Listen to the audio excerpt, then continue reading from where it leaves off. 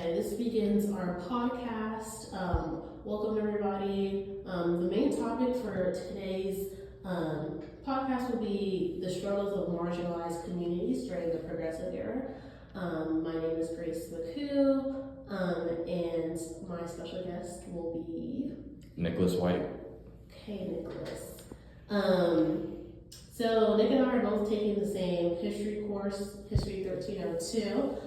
We do have different instructors. However, Nick, why were you interested in picking that specific course, considering the fact that there's many other, history courses that we could choose, but why specifically that? I really took it because I do have a passion and interest in history. I like learning about past philosophers and how people in government used to move, and just the day-to-day lives of people who lived in a country that I live in now, and seeing just how different a country can change over maybe 100 years. Absolutely. So the topic today will be the progressive era. So what is just give me a brief understanding of your knowledge about the progressive era. I know it mostly was just still based in 13 colonies. The colonies were going through massive industrialization, economically building factories. Also, Jim Crow laws were very rampant, as long as groups like the KKK. And then women were also only had a few roles, mostly in the house, just cooking, cleaning, taking care of children. They weren't allowed to vote. Black people weren't allowed to vote either. And I know mostly states like Virginia and Pennsylvania were the center of the New World, as Pennsylvania was very thorough in economic and industrial growth. So moving on, a specific group that I do want to highlight that really struggled through this era is women, and then you mentioned that. I'm actually glad you mentioned that because there is a certain narrative that's just been traditionally, deeply ingrained and rooted from many years ago, including this era, that women don't have the intellectual capability to do certain things outside of their stereotypical house cleaner, gender norm roles, like you said, to cook and clean and all that. Do you still believe that this norm is still in society today? Do you still believe that? I don't think this norm is forced onto people, into society. There are a certain group of people who want this to be the norm for all women, want this to be their type of lives.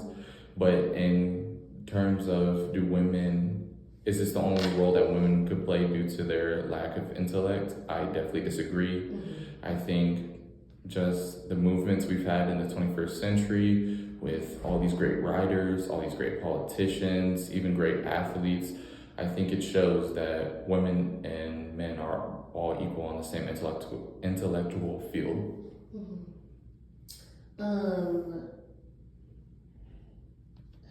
To the next question, I will come back up to the women, but another minority group that I do want to highlight that deeply struggled in this progressive era is African Americans. I do want to highlight progressives saw the opportunity for America to grow. That's why they, implemented, industrialization, and they added new reforms and all that. However, do you believe that it was catered for all? And if not, can you please explain why? I think when politicians were creating these new laws for the progressive era, I think they were trying to make the laws good and equal for everyone. But I I think just because of the way the colonies had been created and the way the country was built, they focused more on the needs of the white man and stuff like that, rather than black men who have just now gained freedom and were continually oppressed, even though it was in the Constitution that all men were free. So I think politicians tried to do the right thing, but they went into it having the mindset that they couldn't make exponential change so quickly, and so that's why it took maybe another 100 years for us to live in the world that we see today. What were some specific challenges faced by African Americans? Can you provide like one or two examples that they struggled with during the Progressive Era? I know definitely lack of education was the main one. Like, most of these people were born on plantations, so they didn't learn how to read, they didn't learn how to write. The only skill that they knew was how to plant crops, and so that's why sharecropping was such a big deal. And that's how, like, sadly, a lot of African Americans were barely getting any wage just because they didn't have education. And after they were free, a lot of them really didn't have anywhere to go. They were living on these plantations. And so it kind of halted progress and stuff like that. Yeah, absolutely. I do like how you highlighted that one of the big struggles that African American people faced during that time was education. They're limited to the opportunity to gain a good quality education, and as well as economic opportunities and healthcare as well. So nice job highlighting that. Another question I do want to ask is media. How were groups portrayed in media or political rhetoric during the Progressive Era?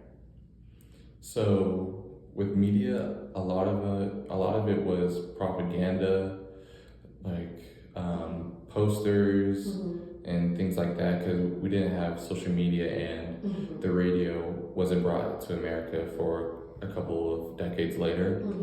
So most of it was just propaganda. A lot of it was in books, because they knew African Americans couldn't read, so they spread their beliefs through that. And newspapers were a big deal back then too. Yeah. Do you believe that in our time today, like May 1st, 2025 today, that there has been a certain maybe reflection on it when it comes to like media propaganda in the Progressive Era? Do you still believe it happens today? I could definitely see it happening, because most broadcasting corporations are privatized, and so there is only like one man running it at the top. And so he does have like the final say of like what he wants broadcasted and what he wants said on his channel. And so that can lead to maybe false information or false stories being created based on personal beliefs and stuff like that. But I think that within 21st century, a lot of Black Americans have had a big like social change on media, including like Stephen A. Smith and Lester Holt, two of the biggest news anchors in the world for sports and news, are both Black African Americans, and those are faces you see every single day. So I think big strides have been made. And just reverting back to the topic of women during this Progressive Era, one thing that I did learn from this was that certain, historical figures, including Jane Addams, founded, settlement houses to provide resources like education, job training, child care services for women that were struggling during this era. And that was kind of like, a sense of like woman empowerment. However, it was not catered to certain groups. So I just wanted to, hold on, where was I going with this? Yeah, so basically, how did women of color experience the women's suffrage movement in like a different way than, white women would have? Yeah, I definitely think Black women had it the worst during this time period, as most of the movements during that time were just trying to get Black men to vote, and so the role of the Black woman was mostly forgotten. But they couldn't rely just on their husband to make money and get food for the family, because, like I said, most of the Black men didn't have education, and so they were left with a lot of struggles during this time period, and it took years for them finally to be able to catch up, just to be able to catch up to white women, and then for all women to be able to finally catch up to men. Absolutely. So yeah, this concludes our segment for the podcast. So yeah.